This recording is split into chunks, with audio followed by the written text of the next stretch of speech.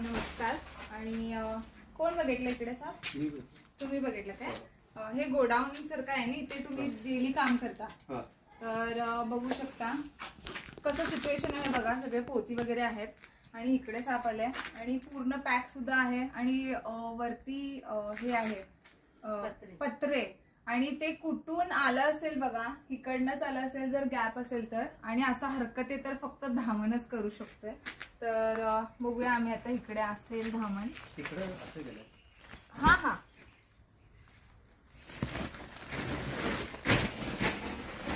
तर हे बघा कशा तऱ्हेने येऊन इथं धामण बसलाय.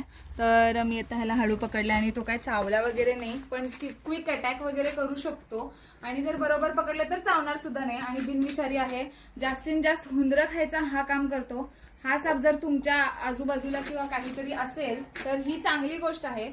आणि ते काम ह्यानी जसं म्हटलं की ह्यानी दिवसभर असतं काय असं मध्ये मध्ये मध्ये दुपार बर. तर मग मध्ये केव्हा तरी इथं काम करायला म्हणून येतात.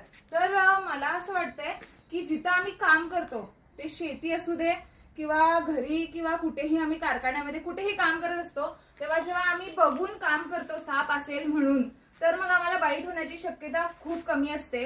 आणि समजा आम्ही न बघता काही पण म्हणजे हात घातलो डायरेक्ट, तेव्हा आम्हाला बाईट होऊ शकतात.